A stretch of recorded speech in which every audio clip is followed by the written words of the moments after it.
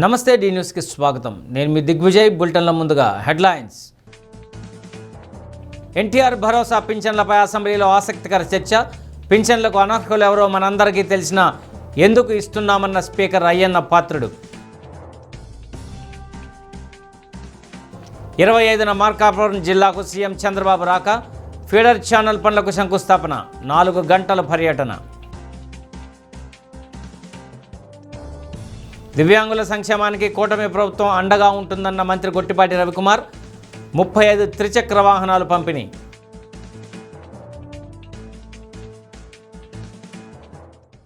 ఇక వివరాల్లోకి వెళ్తే, రాష్ట్ర ప్రభుత్వం అందిస్తున్న ఎన్టీఆర్ భరోసా పింఛన్ల అంశంపై అసెంబ్లీలో ఆసక్తికరమైన చర్చ కొనసాగింది. పెన్షన్ల అంశంపై మాజీ మంత్రి సర్వేపల్లి శాసనసభ్యులు సోమిరెడ్డి చంద్రమోహన్ రెడ్డి ప్రసంగిస్తూ దేశంలో ఏ రాష్ట్రంలో లేని విధంగా ఏపీలో అధిక మొత్తంలో పింఛన్లు అందిస్తున్నామని తెలిపారు. రాష్ట్రాల వారీగా పింఛన్లు కేటాయిస్తున్న బడ్జెట్ వివరాలను సభ దృష్టికి తీసుకువచ్చారు. దీనిపై జోక్యం చేసుకున్న స్పీకర్ అయ్యన్న పాత్రుడు పెన్షన్లు పెంచి ఇవ్వడం అనేది ప్రభుత్వ పాలసీ అని, కానీ అనర్హులకు పెన్షన్లు ఇవ్వడం సరికాదన్నారు. అంతేకాకుండా అనర్హులు ఎవరో సభలో ఉన్న మనందరికీ తెలుసునని, ఎందుకు అనర్హులకు పెన్షన్లు తొలగించి అర్హులైన వారికి ఇవ్వడానికి మనం ఎందుకు ముందుకు రావడం లేదన్నదే ప్రధానమన్నారు. ఈ దశలో జోక్యం చేసుకున్న చంద్రమోహన్ రెడ్డి 1వ తేదీ తాను పింఛన్లు ఇవ్వడానికి ఓ ఇంటికి వెళ్ళగా ఖరీదైన ఇల్లు, ఆ ఇంటిలో కారు, పెద్ద ఎత్తున బంగారు ఆభరణాలు ధరించిన మహిళ పెన్షన్ తీసుకున్నారని సభ దృష్టికి తెచ్చారు. అందుకు సమాధానంగా స్పీకర్ అయ్యన్న పాత్రుడు అదే కదా సమస్య అంటూ తనదైన శైలిలో చర్చకు ముగింపు పలికారు. మీరంతా సీనియర్ మెంబర్స్ ఉన్నారు, అవసరం చాలామంది. నిష్ గారు చెప్తున్నాను సమాధానం చెప్పే ముందు, పెన్షన్లు ఇవ్వడం అంటే పాలసీ, గవర్నమెంట్ పాలసీ ఓకే. అనర్హులకు పెన్షన్ ఇవ్వడం మాత్రం చాలా తప్పు అండి. అనర్హులకు పెన్షన్ మీరు మొహమాట పడవసరం లేదు. అనర్హులకు పెన్షన్ ఉంటే మీ అందరికీ తెలిసి ఎక్కడెక్కడ అనర్హులు ఉన్నారు, వాళ్ళు ఓపెన్గా తీయించి ఏర్పాటు చేయండి సార్. ఓపెన్ చేయండి, తప్పే ఉందండి. అదే అన్నాను నేను. అనర్హులు ఎవరో మనకు తెలిసి అందరికీ ఎందుకు చెప్పలేకపోతున్నాం మనం? ఎందుకు చెప్పలేకపోతున్నాం? నేను 1వ తేదీ ఒకరింటికి పైన అధ్యక్ష, పోర్టికో ఉంది, కారు ఉంది, అయిపోయింది. పోర్టికో ఉంది, కారు ఉంది.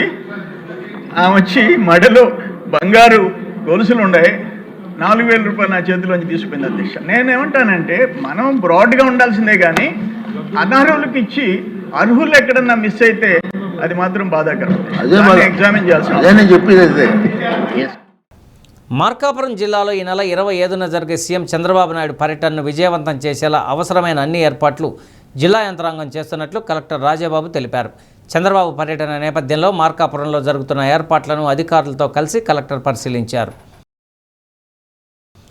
మార్కాపురంలోని హెలీప్యాడ్, రోడ్డు నిర్మాణం, సభావేదిక ఏర్పాట్లు వేగవంతంగా జరుగుతున్నాయి.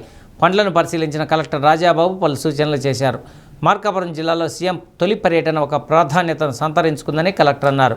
ఫీడర్ ఛానల్ కోసం విడుదల చేసిన 460 కోట్ల నిధులతో చేపట్టనున్న పనుల పరిశీలనతో పాటు ఫీడర్ ఛానల్కు శంకుస్థాపన చేసి ప్రజలతో ముఖాముఖి అవుతారన్నారు.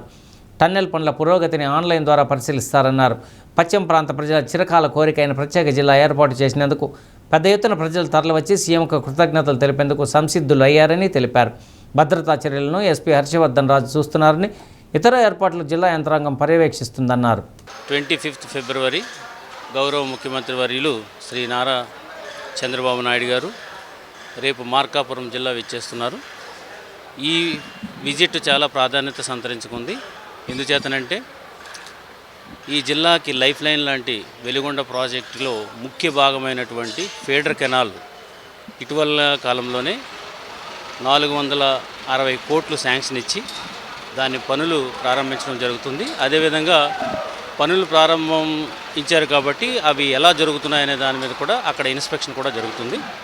అక్కడ పనులు చేస్తున్నటువంటి వారితో ఇంటరాక్ట్ అవుతారు. అట్ ద సేమ్ టైం టన్నల్లో కొంత భాగం మిగిలిపోయి ఉన్న వర్క్ జరుగుతుంది. అక్కడ ప్రోగ్రెస్ను కూడా స్వయంగా అక్కడి నుంచి ఆన్లైన్ ద్వారా రివ్యూ చేయడం జరుగుతుంది. అది అయిన తర్వాత ఇక్కడ మార్కాపురం టౌన్లో మీటింగ్కి హాజరవుతారు. ఈ మీటింగ్ చాలా ప్రాధాన్యత సంతరించుకుంది. ఎందుచేతనంటే ఈ జిల్లా వాసుల కళ మార్కాపురం జిల్లా, దాన్ని ఇచ్చి జిల్లా వాసులందరికీ కూడా ఇచ్చిన మాట ప్రకారం ఈ జిల్లానిచ్చి మొట్టమొదటిసారి ఆ జిల్లాకు వస్తున్నారు. కాబట్టి ఇక్కడున్న జిల్లా వాసుల్లో చాలా ఆనందంగా ఉన్నారు, ఉత్సాహంగా ఉన్నారు. సీఎం గారిని రిసీవ్ చేసుకుంటాక అందరూ కూడా ఉన్నారు. వేల సంఖ్యలో రావడానికి ఈ మీటింగ్ రావడానికి సిద్ధంగా ఉన్నారు. దీనికి సంబంధించి అన్ని ఏర్పాట్లు కూడా జిల్లా యంత్రాంగం చేస్తుంది. అటు ఎస్పీ గారు సెక్యూరిటీ మెజర్స్, అయితే నేను మా జిల్లా యంత్రాంగం అంతా కూడా వచ్చిన వాళ్ళకి ఏ విధమైనటువంటి అసౌకర్యం కలగకుండా ఉండడానికి అన్ని ఏర్పాట్లు కూడా చేయడం జరుగుతుంది. ఇక్కడ వచ్చిన ఎన్ని వేల మంది వచ్చినప్పటికీ కూడా వారందరికీ కూడా అన్ని సౌకర్యాలు కూడా ఇక్కడ ఏర్పాటు చేయడం జరిగింది. పీడీఎస్యూ జిల్లా శాఖ ఆధ్వర్యంలో ఒంగోలు అంబేద్కర్ భవన్ నుండి కలెక్టరేట్ వరకు ర్యాలీ నిర్వహించి ధర్నా చేశారు. రాష్ట్ర ప్రభుత్వం 7,200 కోట్ల విద్యార్థుల ఫీజు బకాయిలు చెల్లించాలని రాష్ట్ర ఉపాధ్యక్షుడు రాజశేఖర్ డిమాండ్ చేశారు. విద్యార్థుల స్కాలర్షిప్లకు ఆటంకంగా ఉన్న జీవో నెంబర్ 77ను రద్దు చేయాలన్నారు. విద్యార్థుల సమస్యలపై స్పందించకుంటే సీఎం ఇంటిని ముట్టడిస్తామని హెచ్చరించారు. నాయకులు సునీల్, కోటి, బెంజమిన్, ఇలియాస్, దాసరి వెంకటేష్, సూపర్ తిరుమలరావు తదితరులు పాల్గొన్నారు.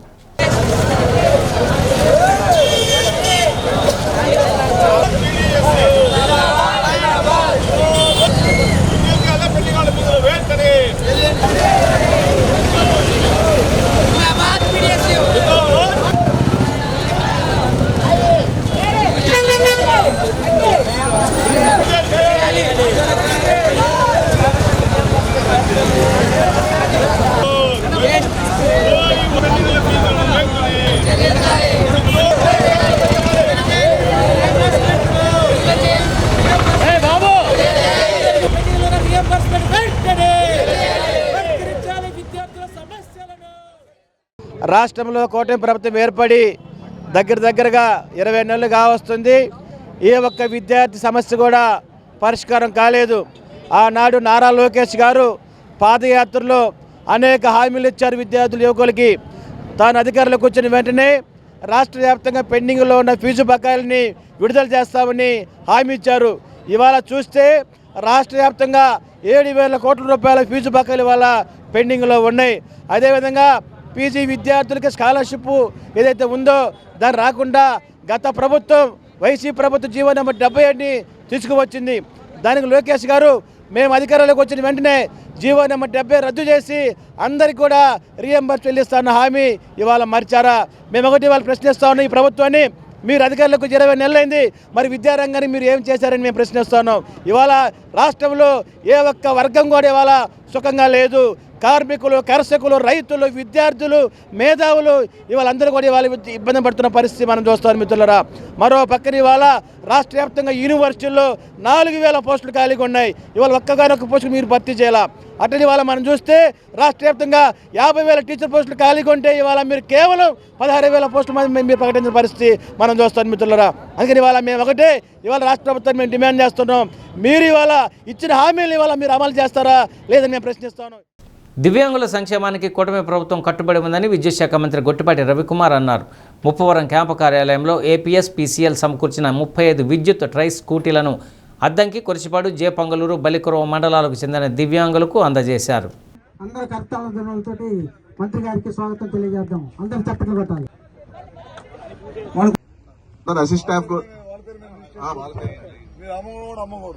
చేపిస్తాము, మెకానిక్ వస్తున్నారు, 10 నిమిషాలు చేపిచ్చేది ఇస్తాం.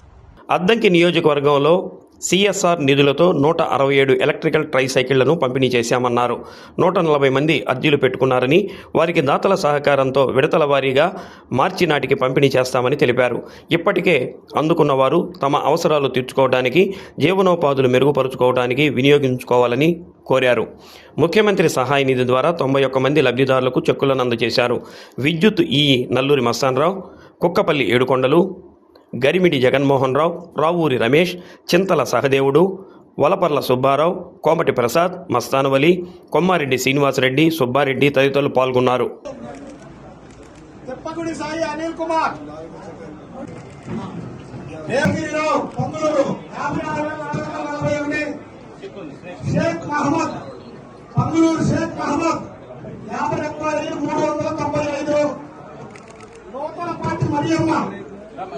మోతలపాటి మరియమ్మ,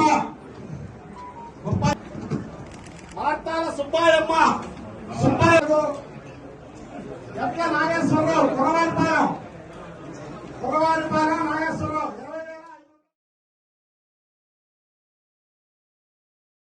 సిఎస్ఆర్ గ్రాంట్ ద్వారా ఇవాళ 35 మందికి ఇస్తున్నాం. గతంలో వివిధ డిపార్ట్మెంట్ల నుంచి కానీ లేకపోతే ఎవరైనా బయట దాతల సహాయ సహకారం చేయటం కానీ ఇట్లాంటి అందరి దగ్గర కలిపి ఒక 132 మందికి ఇచ్చాం. అంటే ఇప్పుడు దాకా 167 మందికి మన కాన్స్టిట్యున్సీలో ఉన్న దివ్యాంగులకు కానీ వాళ్ళకి ఎవరికైనా ఇబ్బంది అయ్యి ఉంటే కనుక ఇట్లాంటి స్కూటర్లు ఇస్తున్నాం.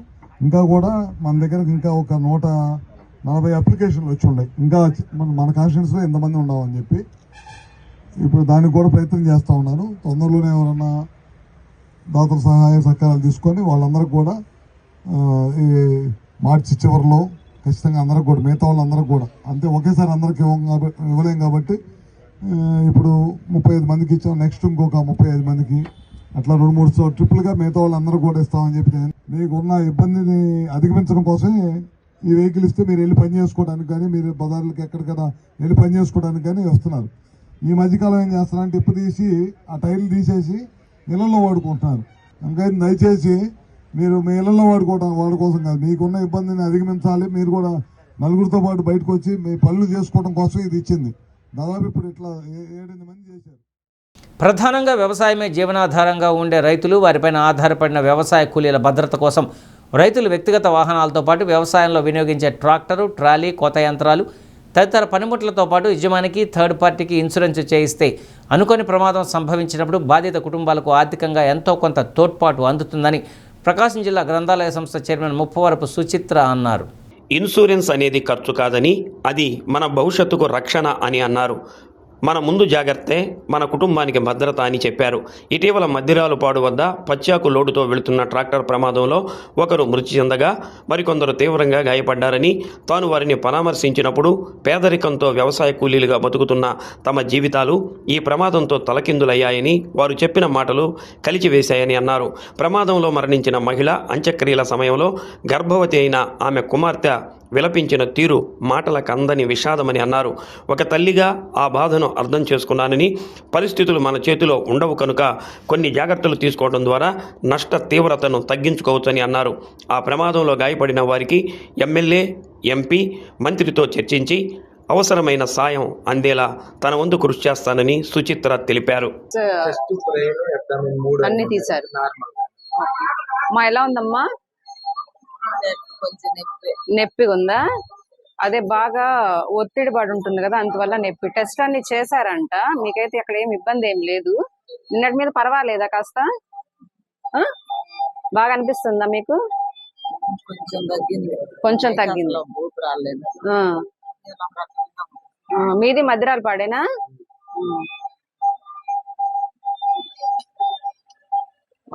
రెస్ట్ తీసుకోండి. అయితే బెటర్ గానే ఉన్నాను. లెఫ్ట్ సైడ్ చెస్ట్ పెయిన్ చెప్తున్నారు కానీ స్కాన్ అన్ని బాగా. మీరు అమ్మాయి గర్భవతి, ఆ అమ్మాయిని మీరు జాగ్రత్తగా చూసుకోవాలి. మీరు అమ్మాయిని అలా నిల్చోబెట్టి, పాపం వాళ్ళ తల్లి నేను కాదనట్లేదు, పాపం అమ్మాయి అలా నిల్చోబెట్టి మరి జాగ్రత్త చూసుకోవాలి కదా అమ్మాయిని కూడా. చిన్న వయసు అబ్బాయిది, చిన్న వయసు అబ్బాయిని కూడా జాగ్రత్త చూసుకోవాలి. ధైర్యంగా ఉన్నాం మేడం.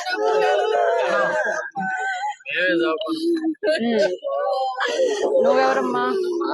మీరెవరు? ఏమవుతావు? ఓ మేనల్లుడు ఆయనకి? మీ అబ్బాయా? వ్యవసాయాన్ని జీవనంగా నమ్ముకొని ప్రకృతి ఒడిదుడుకులతో అతలాకుతలమవుతున్న వ్యవసాయ కుటుంబాలలో అనుకోని ప్రమాదం జరిగినప్పుడు రైతుకి మరియు వ్యవసాయ కూలీలకు ఆర్థిక భద్రత ఎంతో ముఖ్యమైనది. ఇంతటి ఒత్తిడిలో వ్యవసాయమే జీవనాధారంగా బతుకుతున్న రైతులకు తమ ట్రాక్టర్లకు మరియు ఇతర పరికరాలకు థర్డ్ పార్టీ ఇన్సూరెన్స్ చేయించినట్లయితే అనుకోని విపత్తుల్లో వారిని ఇన్సూరెన్స్ ఆదుకుంటుంది. అంతేకాకుండా రైతుల్ని నమ్మి పనిచేస్తున్న శ్రామిక వర్గానికి కూడా న్యాయం జరుగుతుంది. ప్రమాదాలలో గాయపడిన లేదా మృతి చెందిన వారి కుటుంబాలకు ఆర్థిక సహాయం అందుతుంది. కావున ప్రైవేట్, ప్రభుత్వ సంస్థలు చాలా తక్కువ ప్రీమియంతో ఎక్కువ భద్రతను కల్పిస్తున్నందువలన అందరూ హెల్త్, టర్మ్ అండ్ వెహికల్ బీమా చేయించుకొని కుటుంబాలను సురక్షితంగా కాపాడుకోవాలని కోరుకుంటున్నాను. మీ సుచిత్ర వీరయ్య. మార్కాపురం జిల్లాకు తొలిసారిగా వస్తున్న సీఎం చంద్రబాబు 4 గంటల పాటు పర్యటించనున్నారు. 12 గంటలకు వెలగపూడి సచివాలయం నుండి హెలికాప్టర్ ద్వారా బయలుదేరి 12:40 దోర్నాల మండలం గంటావానిపల్లె ఫీడర్ కెనాల్ సమీపంలోని హెలీప్యాడ్కు చేరుకుంటారు. ప్రజాప్రతినిధులు, అధికారుల స్వాగతం కార్యక్రమం అనంతరం ప్రత్యేక వాహనంలో 12:50 గంటావానిపల్లెలో శంకుస్థాపన అనంతరం 1:30 ఫీడర్ ఛానల్ పనులు పరిశీలన, టన్నెల్ పనుల పురోగతిని సమీక్షించి హెలీప్యాడ్కు చేరుకుంటారు.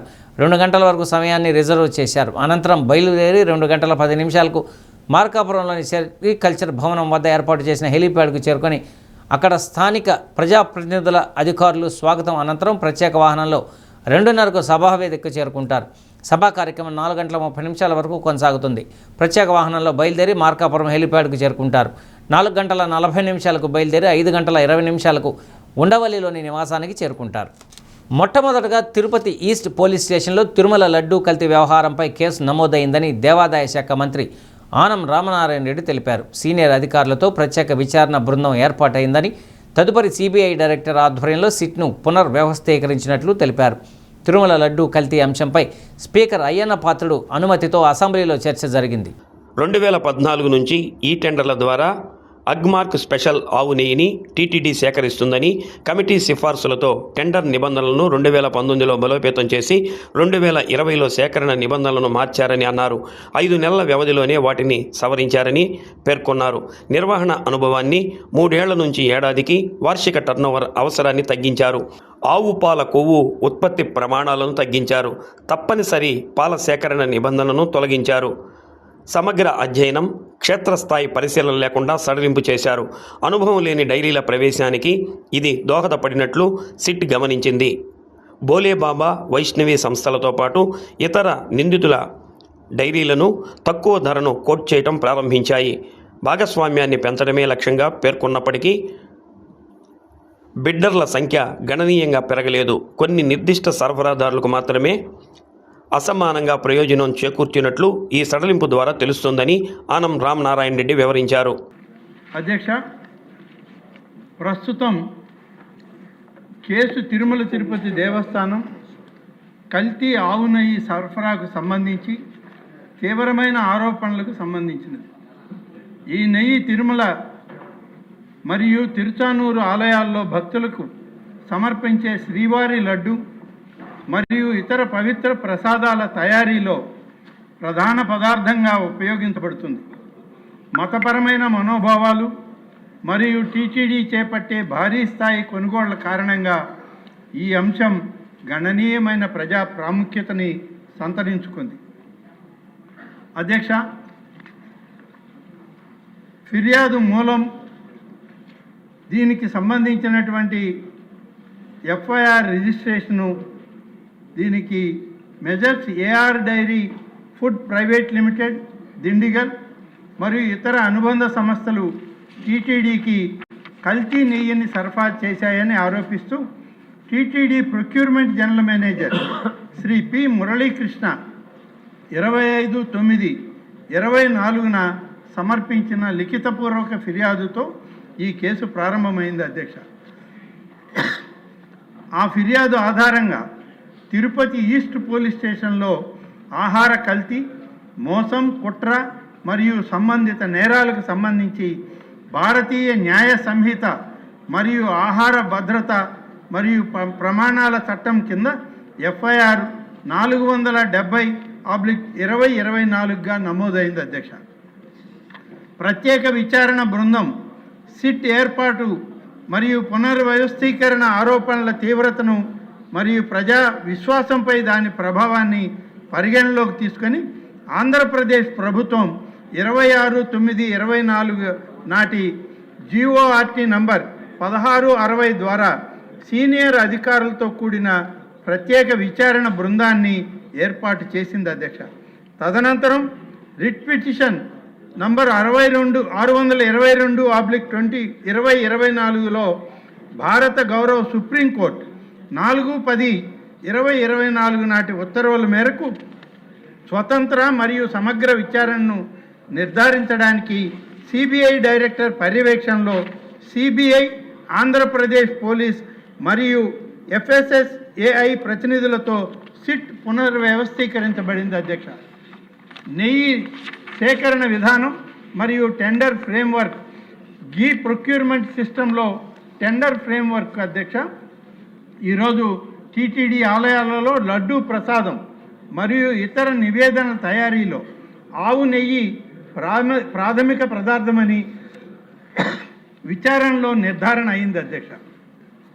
టీటీడీ 2014 నుండి ఈ టెండర్ల ద్వారా అగ్మార్క్ స్పెషల్ గ్రేడ్ ఆవు నెయ్యిని మల్టీ వెండర్ సిస్టమ్ కింద సేకరిస్తోంది.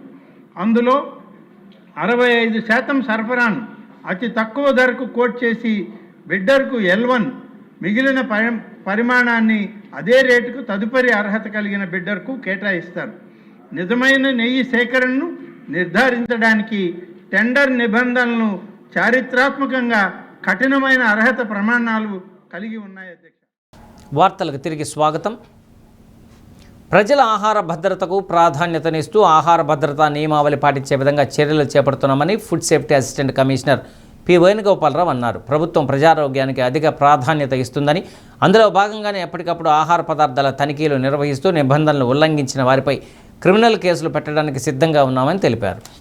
ఆహార భద్రతా ప్రమాణాలపై ప్రజలకు పూర్తి స్థాయిలో అవగాహన ఉండాలని, హోటళ్ల యజమానులు కూడా వినియోగదారులకు అందించే ఆహారంపై ప్రత్యేక శ్రద్ధ తీసుకోవాల్సి ఉందన్నారు. ఇటీవల కాలంలో ఒంగోలులో ఏకకాలంలో 20 ప్రాంతాలలో ఆహార భద్రతా అధికారులు 10 టీములుగా ఏర్పడి నిర్వహించిన తనిఖీల్లో 8 హోటల్స్లో తీసిన శాంపిల్స్ నాణ్యతా ప్రమాణాలు లేకపోవడంతో వారిపై కేసులు నమోదు చేశామన్నారు. గతంలో ఉన్న పెండింగ్ కేసులను పరిశీలించి జాయింట్ కలెక్టర్ కోర్టు ద్వారా తాజా కేసులు పరిష్కరించేందుకు చర్యలు చేపట్టామన్నారు. పెద్ద చిన్న హోటల్ యజమానులకు, వీధి వ్యాపారులకు ఆహార భద్రతా నియమాల పట్ల ఉచితంగా శిక్షణ ఇచ్చి అవగాహన కల్పించే కార్యక్రమం జూన్ నెలాఖరుకల్లా పూర్తి చేస్తామని తెలిపారు. తాజాగా రాజమండ్రి ప్రాంతంలో జరిగిన పాల కల్తీతో కొందరు ప్రాణాలు కోల్పోవడంతో పాటు మరికొందరు ఆరోగ్యం విషమంగా ఉండటంతో ఉమ్మడి ప్రకాశం జిల్లాలోని అద్దంకి, దర్శి, త్రిపురాంతకం ప్రాంతాల్లో ప్రత్యేక తనిఖీలు చేపట్టామని పేర్కొన్నారు. వచ్చిందా ఛార్జ్ తీసుకున్న తర్వాత మేము ఇమీడియట్గా లాస్ట్ మంత్ హోటల్స్ మీద సర్ప్రైజ్ రైడ్స్ కండక్ట్ చేయడం జరిగింది. ప్రభుత్వం వారి ఆదేశాల మేరకు హోటల్స్ను తనిఖీ చేసి వాళ్ళ దగ్గర ఉన్న స్టేల్ ఫుడ్ అన్ని సీజ్ చేసి 20 శాంపిల్స్ తీయడం జరిగింది. 20 శాంపిల్స్లోని ప్రస్తుతం మనకి 8 శాంపిల్స్ ఫెయిల్ అవ్వడం జరిగింది. Food safety and standards act ప్రకారం తగు చర్యలు తీసుకోవడం జరుగుతుంది. నెక్స్ట్ కొన్ని కేసెస్ పెనాల్టీకి వచ్చినాయి. అవి మన జాయింట్ కలెక్టర్ గారికి కేస్ ఫైల్స్ సబ్మిట్ చేశాము. కేస్ ఫైల్ అది కూడా పెట్టేశాక వాళ్ళతో పెనాల్టీస్ అవి జాయింట్ కలెక్టర్ గారుతోనే పెనాల్టీస్ విధించడం జరుగుతూ ఉంది. నా ఎక్స్పీరియన్స్ ద్వారా నేను తెలుసుకున్నది ఏంటంటే ఇక్కడ ప్రస్తుతానికి అవగాహన లోపం చాలా ఎక్కువ ఉన్నది ఇక్కడ. సో మా డిపార్ట్మెంట్ తరఫున మొత్తం ఆల్ హోటల్ సెక్టర్స్కి కానీ, రిటైల్ సెక్టర్స్కి కానీ, మిల్క్ వెండర్స్కి కానీ వీళ్ళందరికీ కూడా రానున్న ఒక నెల రోజుల కాలంలోని సుమారు ఒక 15 నుంచి 20 ట్రైనింగ్స్ ప్రపోజ్ చేశాము. Through department free of cost మనం అందరికీ ట్రైనింగ్స్ అది ఇచ్చే ఏర్పాటు చేయడం జరుగుతుంది. రాజమండ్రి ఇష్యూ తీసుకున్నప్పుడు ఈ కల్తీ పాలు వల్ల 2 చనిపోవడం జరిగిందన్నది మనం మీడియాలో చూసాము. ఇదే క్రమంలో నేను వచ్చిన తర్వాత పర్టికులర్గా ఇక్కడ ప్రకాశం జిల్లాలోని మన అద్దంకి, దర్శి, తాళ్ళూరు మరియు ఈ త్రిపురాంతకం ఈ ఏరియాస్లోని మనం మిల్క్ వెండర్స్ మీద దాడులు నిర్వహించడం జరిగింది. వివిధ కేసులు కూడా పెట్టడం జరిగింది. మోరోవర్ ఇలాంటి ఇన్సిడెంట్స్ మరి జరగకూడదు, జరగకుండా చూసుకోవాల్సిన బాధ్యత ఉంది. కాబట్టి ముందు ప్రికాషనరీ మెజర్స్గా మా టీమ్స్ని ఆల్రెడీ మేము అలర్ట్ చేసి పంపడం జరిగింది. వాళ్ళు ఇన్స్పెక్షన్ చేసి తగు చర్యలు తీసుకుంటారు. ఈ క్రమంలోని మనకి ప్రకాశం జిల్లాలోని సుమారు 29 క్రిమినల్ కేసులు వివిధ కోర్టుల్లో పెండింగ్ ఉన్నాయండి. అండ్ ఒక 50 కేసెస్ 50 కేసులు మన జాయింట్ కలెక్టర్ గారి కోర్టులో పెండింగ్ ఉన్నాయి. మన జాయింట్ కలెక్టర్ గారిని కలిసి మేము పర్మిషన్ తీసుకోవడం జరిగింది. ఇవన్నీ కూడా within 1 or 2 months fast disposal చేస్తాము. ఇవి కాకుండా ప్రజెంట్గా వచ్చిన కేసెస్ అంటే కొత్త కేసెస్ ఒక 15 వచ్చినాయి. ఈ 15 కూడా వీటితో కలిపి మొత్తం అన్నీ కూడా ఈ ఎంత ఫాస్ట్ ట్రాక్ మీద మూవ్ చేసి త్వరగా అఫెన్స్ చేసే వాళ్ళకి పెనాల్టీస్ విధించే విధంగా చర్యలు తీసుకుంటాము. ఒంగోలు శ్రీ నాగార్జున డిగ్రీ కళాశాల 16వ వార్షికోత్సవ వేడుకలు ఘనంగా జరిగాయి. 148 మంది విద్యార్థులతో స్థాపించిన డిగ్రీ కాలేజీ ప్రస్తుతం 2400 మంది విద్యార్థులతో నడుస్తుందని చైర్మన్ రాంప్రసాద్ తెలిపారు. క్రమశిక్షణతో కూడిన విద్యతో రాష్ట్ర స్థాయి టాప్ 10 డిగ్రీ కాలేజీల్లో తమ కాలేజీ ఉందన్న విషయాన్ని గుర్తు చేశారు. ప్రిన్సిపల్ వసంతలక్ష్మి అధ్యక్షతన జరిగిన వేడుకల్లో తాజాగా సెమిస్టర్ ఫలితాల్లో అత్యుత్తమ మార్కులు సాధించిన విద్యార్థులకు నగదు ప్రోత్సాహకం అందజేశారు. వివిధ పోటీల్లో విజేతలకు ట్రోఫీలు అందించారు. విద్యార్థులు ప్రదర్శించిన సాంస్కృతిక కార్యక్రమాలు అందరినీ విశేషంగా అలరించాయి.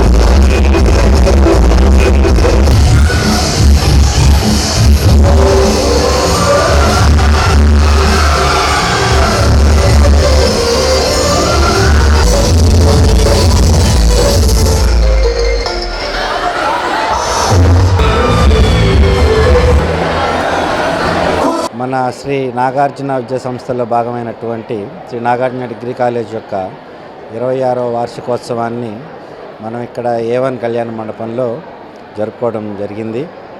ఈ యానివర్సరీ డేకి విద్యార్థుల యొక్క తల్లిదండ్రులు అలాగే మా కళాశాల యొక్క శ్రేయోభిలాషులందరూ కూడా విచ్చేసి ఈ యానివర్సరీని చాలా చక్కగా జయప్రదం చేశారు.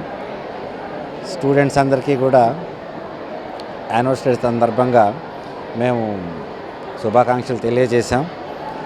అట్లాగే సబ్జెక్ట్స్ వైజ్గా కోర్స్ వైజ్గా ఎవరైతే యూనివర్సిటీ లెవెల్లో టాప్ మార్క్స్ తీసుకొని వచ్చారో అలాంటి స్టూడెంట్స్ అందరికీ కూడా క్యాష్ ప్రైజెస్తో వాళ్ళని మనం సత్కరించుకున్నాం. ఈరోజు పిల్లలందరికీ మాకు మేనేజ్మెంట్కి అందరికీ కూడా చాలా సంతోషకరమైనటువంటి రోజు. సో ఈ కార్యక్రమానికి విచ్చేసినటువంటి పురప్రముఖులందరికీ కూడా నేను ధన్యవాదాలు తెలియజేసుకుంటున్నాను. ఎవ్రీ ఇయర్ లాగా ఇయర్ కూడా ఈ సెలబ్రేషన్స్ ఇక్కడ జరుగుతున్నాయి. బట్ ఇక్కడ మేము దీనికోసము ఇంతకుముందు పిల్లలు చాలామంది స్పోర్ట్స్ గేమ్స్ ఈ కాంపిటీషన్స్ ఇవన్నీ కాలేజీలో కండక్ట్ చేయడం జరిగింది. వాటన్నిటిలో ఈరోజు పిల్లలు ఇక్కడ ప్రైజెస్ తీసుకుంటున్నారు. దీంతోపాటు యూనివర్సిటీ టాపర్స్కి కూడా మేము క్యాష్ ప్రైజెస్ ఇస్తున్నాము. సో పిల్లలందరూ ఫైనల్ ఇయర్స్ కూడా వాళ్ళ ఫ్యూచర్లో మంచిగా సెటిల్ అవ్వాలని వాళ్ళకి మేము మా శుభాశీస్సులు తెలియజేసుకుంటున్నాము. ఈ నెల 25వ తేదీ సీఎం పర్యటన సందర్భంగా దోర్నాల మండలం గంటవానిపల్లి హెలిప్యాడ్ వద్ద విధి నిర్వహణలో ఉన్న మహిళా కానిస్టేబుల్ అస్వస్థతకు గురయ్యారు. సమాచారం అందుకున్న ఎస్పీ హర్షవర్ధన్ రాజు ప్రత్యేక వాహనంలో మహిళా కానిస్టేబుల్ను హాస్పిటల్కు తరలించారు. ప్రస్తుతం ఆమె ఆరోగ్యం నిలకడగానే ఉన్నట్లు పోలీసులు తెలిపారు.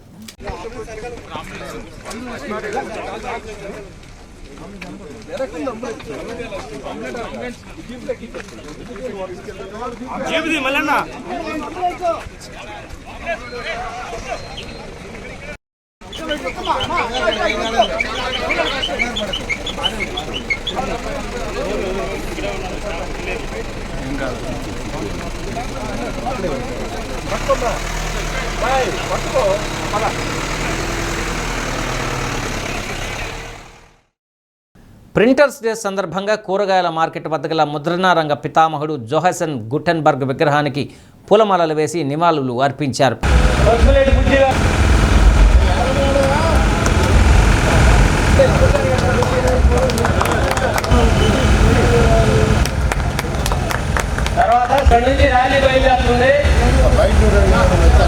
ప్రింటర్స్ వెల్ఫేర్ అసోసియేషన్ ప్రకాశం జిల్లా శాఖ ఆధ్వర్యంలో జరిగిన ఈ కార్యక్రమంలో అధ్యక్షుడు నెల్సన్ రాజు, కార్యదర్శి భూపతి రమేష్, కోశాధికారి పసుపులేటి బుజ్జి తదితరులు పాల్గొన్నారు. సిపిఐ కార్యాలయం వరకు మోటార్ సైకిల్ ర్యాలీ నిర్వహించిన అనంతరం సీనియర్ ప్రింటర్లను సత్కరించారు. ఆయన గుర్తు చేసుకుని ఆయన స్మరించుకుంటాం మాకు ఎంతో గర్వకారణం. ఎందుకంటే ఆయన ప్రింటింగ్ ముద్రణ యంత్రాంగం కనిపెట్టి ఎంతోమందికి జీవనోపాధి కల్పిస్తున్నారు. ఈ రోజుకి మేమందరం ఈరోజు ఈ స్టేజ్లో ఉన్నామంటే ఆయనే. కాబట్టి ఆ పెద్ద ఆయన్ని స్మరించుకోవటం మా బాధ్యతగా ఈ సంవత్సరం ప్రతి సంవత్సరం ఇలాగే ఫిబ్రవరి 24 చేసుకుంటాం. జై జై జోహెనెస్ గూటెన్బర్గ్. జోహెనెస్ గూటెన్బర్గ్ గారి జన్మదినాన్ని పురస్కరించుకొని ప్రపంచవ్యాప్తంగా ఈ కార్యక్రమాన్ని ప్రతి సంవత్సరం మేము ఫిబ్రవరి 24న ఘనంగా జరుపుకుంటాం. ఇది మా అందరికీ కన్నుల పండుగ. ఎందుకంటే దీంతో కులమత భేదం లేదు. ఆయన అన్ని రకాల వారికి జీవనోపాధి కల్పించిన మహానుభావుడు.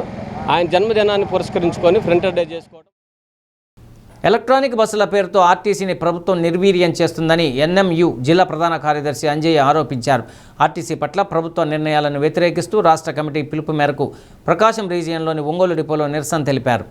ఎలక్ట్రానిక్ బస్సులను పినాకిల్ సంస్థకు అప్పగించి రాష్ట్రంలోని అన్ని ఆర్టీసీ డిపోలను ప్రైవేటు పరం చేసే దిశగా ప్రభుత్వం అడుగులు వేస్తుందని ఆరోపించారు. ఈ నిర్ణయం వల్ల అనేక మంది ఆర్టీసీ సిబ్బంది ఉద్యోగాలు కోల్పోయే పరిస్థితి ఏర్పడుతుందన్నారు. ప్రభుత్వ నిర్ణయం వల్ల ఆర్టీసీ మనుగడ కోల్పోవడంతో పాటు ప్రైవేటు పరం అవుతుందన్నారు. ఎలక్ట్రానిక్ బస్సులను ప్రైవేటు సంస్థకు అప్పగించే ప్రక్రియను ప్రభుత్వం ఉపసంహరించుకోవాలని డిమాండ్ చేశారు. డిపో అధ్యక్షులు సిహెచ్ కృష్ణారెడ్డి, సెక్రటరీ శివకుమార్ తదితరులు పాల్గొన్నారు.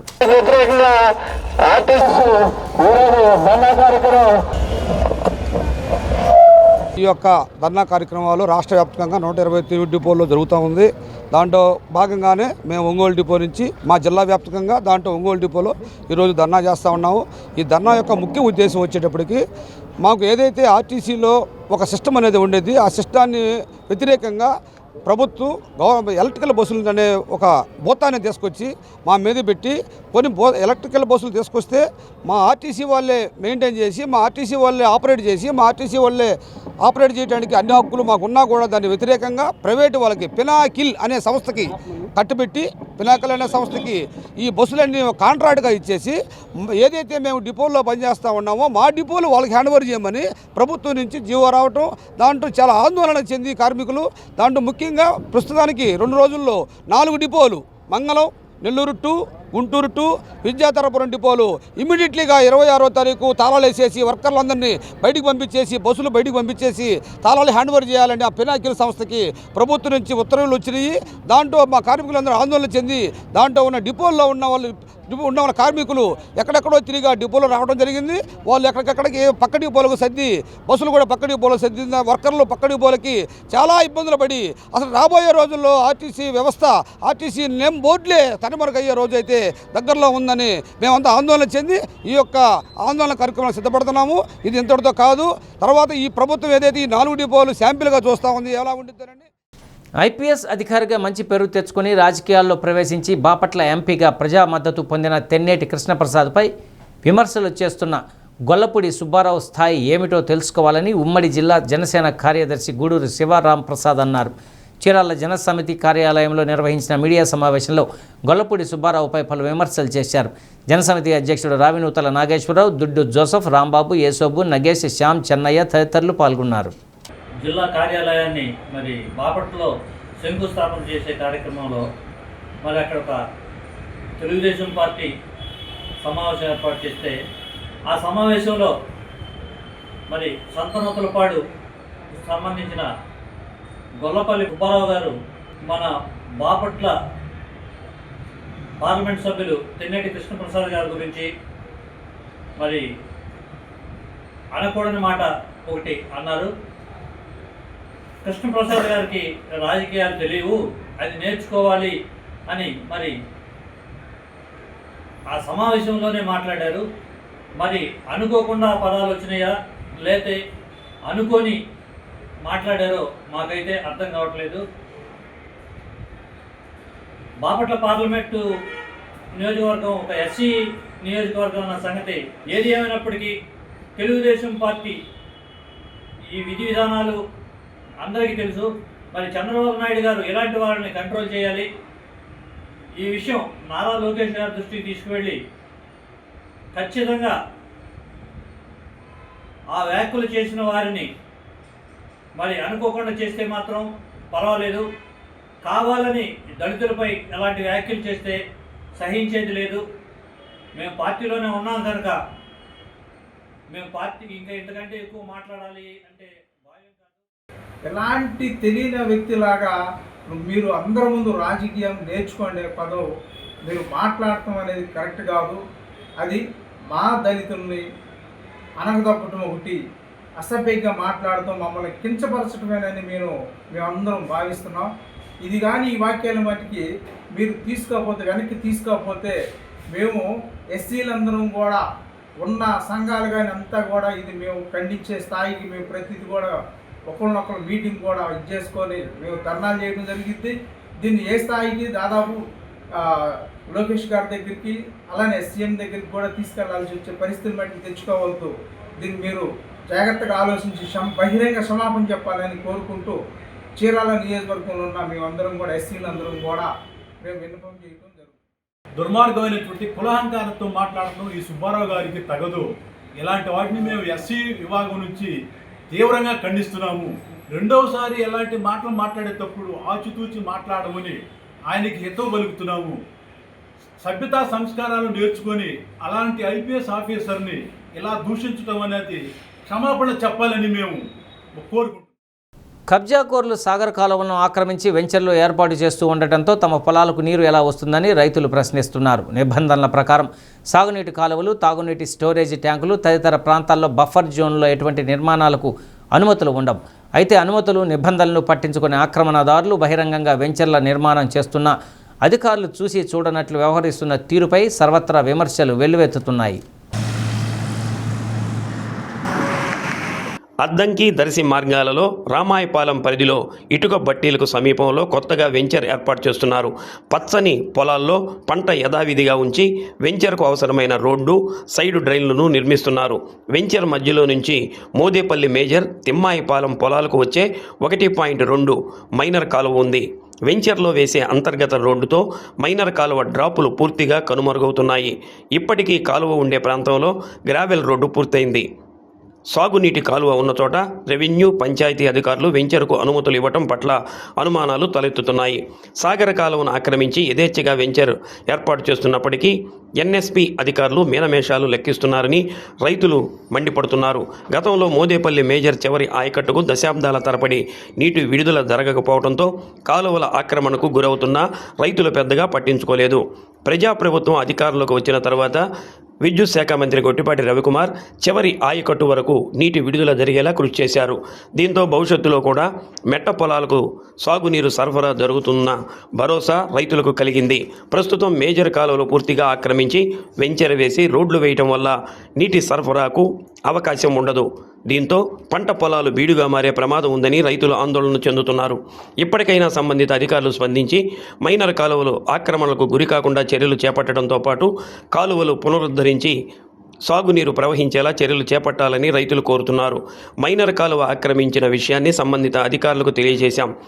అయినప్పటికీ వెంచర్లో అంతర్గత రోడ్లు, డ్రైన్లు, రోడ్డు నిర్మాణాలు జరుగుతున్నాయి. దీంతో నీటి సరఫరాకు అవకాశం ఉండదని రామాయపాలెం నీటి సంఘం అధ్యక్షుడు పరిటాల పవన్ కుమార్ ఆవేదన వ్యక్తం చేశారు.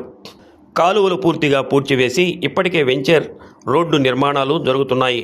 మోదేపల్లి మేజర్ కాలువ నుండి ఈ ఏడాది నీటి సరఫరా జరిగింది. కాలువ పూడ్చివేయడంతో దిగువ ఉన్న పంట పొలాలకు భవిష్యత్తులో నీటి సరఫరా జరిగే అవకాశం ఉండదు. పంట పొలాలు బీడు భూములుగా మారే అవకాశం ఉందని ఇప్పటికైనా అధికారులు చర్యలు చేపట్టి చివరి ఆయకట్టు వరకు నీటిని సరఫరా చేయాలని ముండ్లమూరు మండలం శంకరాపురం గ్రామానికి చెందిన రైతు మేదనమెట్ల అంజయ్య అధికారులకు విన్నవించినట్టు తెలిపారు. అద్దంకి రెవెన్యూ డివిజన్ ఏర్పాటు కావడంతో భూముల ధరలు ఆకాశాన్ని అంటాయి. దీంతో అద్దంకి చుట్టుపక్కల పరిసర ప్రాంతాల్లో అక్రమ లేఅవుట్లు జోరుగా సాగుతున్నాయి. సంబంధిత అధికారులు చూసి చూడనట్లు వ్యవహరిస్తున్నారు. నవంబరు, డిసెంబరు 2 నెలలు నీళ్ళు వచ్చినాయి. అంటే వారానికి 2 రోజులు 3 రోజులు వచ్చినాయి. మొత్తమే కంటిన్యూషన్ 30 రోజులు వచ్చినాయి. కానీ L1 కింద L2 కింద మేము నీళ్ళు కట్టుకోలేకపోయాం. నీళ్ళు కట్టిన చేలు వచ్చేది కందిసేలు కానీ ఏమన్నా కానీ నీళ్ళు కట్టిన చేలు వచ్చేది 10 క్వింటాలు అవుతున్నాయి. నీళ్ళు కట్టనే మాకు కింటాన్నర 2 క్వింటాలు అవుతున్నాయి. ఈ కాలం కింద పూర్తిగా మొదట్లో నుంచి శంకరాపురం గ్రామ రైతు కింద 1 ఎకరాలు తప్పక పూర్తిగా ఇక్కడ నుంచి తిమ్మాయపాలెం మాగాడు తిమ్మాయపాలెం వరకు పూర్తిగా పూర్తి చేశారు. మాకు 507, 508, 509, 510లో పొలం ఉంది. ఇటు నుంచి వాగు యువతలు కొనుక్కోవాలి, వాగు L2 కింద కొంటుంది, L1 కింద కావాలి. L2లో కట్టుకోలేకపోయి L1లో కట్టుకోలేకపోయి ఈ నీళ్ళు వచ్చినాయి ఏదంటే మరి ఇప్పుడు ఎంచరేస్తున్నారు. ఆ ఎంచల్లో రోడ్లు వేసి గ్రావెల్ రోడ్లు వేసారు. గ్రావెల్ రోడ్లు అయిపోయినాక సైడ్ కాలువలు పెట్టారు. సైడ్ కాలువలు కట్టి సిమెంట్ రోడ్లు వేస్తున్నారు. అవి మొన్న డీ గారి దృష్టికి తీసుకుపోయాము. వచ్చి స్పందించాడులే, తీపిస్తానన్నాడు కాలువ, అంతవరకు ఇప్పుడు తీపిస్తానన్నాడు. తర్వాత ఈ కాలువ మొత్తం కూడా ఎస్టిమేషన్ వేయించి గ్రాంట్ రిలీజ్ అయినాక మొత్తం తీపిస్తానన్నారు పూర్తిగా బయటికి పెట్టి. మాకు మా గాడికి వీళ్ళు ఆకులకి మాకు నెలకి 3 టన్నులు 4 టన్నులు వచ్చినాయి. కానీ మాకు సస్యశ్యామలు పండుగ రైతులు హ్యాపీగా ఉంటారు. దీనికోసం నేను ఒక అధ్యక్షుడిగా నేను రిక్వెస్ట్ చేశాను గతంలో చాలాసార్లు ఈ గారికి. ఎందుకంటే నేను గతంలో ప్రెసిడెంట్ చేసిన అధివేశంగా నేను వచ్చినాక నా బాధ్యత కనిపించింది కాబట్టి నేను ఈ రీసెంట్గా కూడా మాకు అమరావతిలో అధ్యక్షుడితో మీటింగ్ జరిగినప్పుడు ఆ రోజు నేను కంప్లైంట్ తయారు చేసుకుని పోయినా కూడా, కానీ ఎందుకంటే ఈ గారు చేస్తాను అని అన్న ఉద్దేశమే నేను వదిలేశాను. కానీ అతను స్పందన లేకపోయినందువల్ల మేము పేపర్ ఇచ్చేసి డిపార్ట్మెంట్ చేయవచ్చి పై అధికారులు చేయవచ్చి ఇప్పుడు 2 డేస్ నుంచి 3 డేస్ నుంచి వచ్చి ఇప్పుడు చేస్తున్నారు. అది కూడా మాకు సాటిస్ఫాక్షన్ కావాలి. మా కాలంలో మాకు ఎంత ఉందో అంత ప్రకారం మొత్తం ఇప్పుడు ప్రజెంట్ వాడు ఇచ్చేసి చేస్తున్నాడు. అది కూడా సాటిస్ఫాక్షన్ కావాలి. మా ఉన్నటువంటి మా 113, 114 ఉన్నటువంటి కాలం మొత్తం తీసేసి వాడు రోడ్డు చేసి చూసిన తర్వాత అప్పుడు మాకు సాటిస్ఫాక్షన్, మాకు వాళ్ళు దాన్ని పైప్ వేసి రోడ్డు కట్టాలి ఇది కట్టాలి మేము ఒప్పుకునేది. అదేవిధంగా కాలం పూర్తిగా కిందకి ఇందాక వేరే వాళ్ళు కూడా పెంచేసిన వాళ్ళు వచ్చారు. Santhamaguluru ICDS project anganwadi workers union ఆధ్వర్యంలో తలపెట్టిన రిలే నిరాహార దీక్షలను సిఐటియు జిల్లా ఉపాధ్యక్షుడు తంగిరాల వెంకటేశ్వర్లు ప్రారంభించారు. Project leader Nagamani, sector leaders Nagamalli, CITU Santhamaguluru convener SK Mastanbi, Koteswari, Chinnammayi, Pavani తదితరులు పాల్గొన్నారు. ఇవ్వాలి అంగన్వాడీలకి కనీస వేతనం 26,000 రూపాయలు. ఇవ్వాలి కనీస వేతనం 26,000 రూపాయలు. అమలు చేయాలి అంగన్వాడీలకి సంక్షేమ పథకాలను.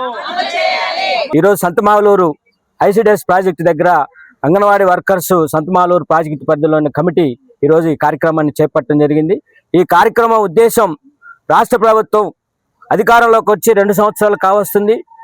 రాష్ట్ర ప్రభుత్వం అధికారంలోకి వచ్చిన తర్వాత అంగన్వాడీలకు ఇచ్చినటువంటి హామీలను అమలు చేయమని చెప్పేసి దశల వారీగా ఆందోళన పోరాటాలు చేసి అడిగాము. అయినా ఈ ప్రభుత్వం పట్టించుకోవట్లేదు. ఇప్పుడు బడ్జెట్ సమావేశాలు జరుగుతూ ఉన్నాయి.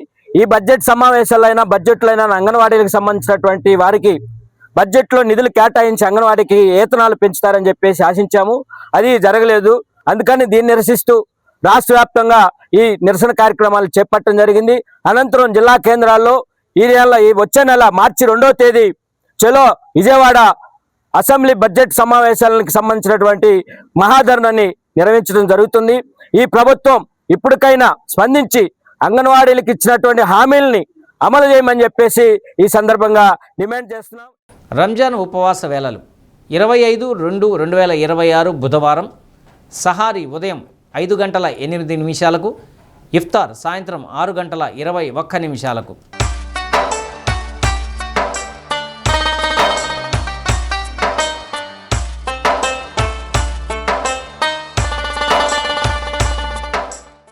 బులెటిన్ ముగించే ముందు హెడ్లైన్స్ మరొకసారి. ఎన్టీఆర్ భరోసా పింఛన్లపై అసెంబ్లీలో ఆసక్తికర చర్చ. పింఛన్లకు అనర్హులు ఎవరో మనందరికీ తెలిసినా ఎందుకు ఇస్తున్నామన్న స్పీకర్ అయ్యన్న పాత్రుడు. 25న మార్కాపురం జిల్లాకు సీఎం చంద్రబాబు రాక, ఫీడర్ ఛానల్ పనులకు శంకుస్థాపన, 4 గంటల పర్యటన. దివ్యాంగుల సంక్షేమానికి కూటమి ప్రభుత్వం అండగా ఉంటుందన్న మంత్రి గొట్టిపాటి రవికుమార్. 35 త్రిచక్ర వాహనాలు పంపిణీ.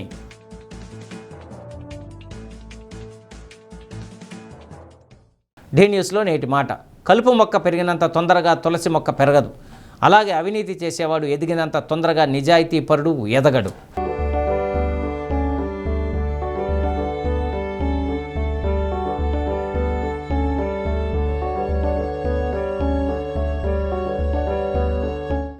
డి న్యూస్ ఇంతటితో సమాప్తం. ఇవి బులెటిన్లోని విశేషాలు. తిరిగి మరో బులెటిన్లో కలుసుకుందాం. అప్పటి వరకు కీప్ వాచింగ్ డి న్యూస్.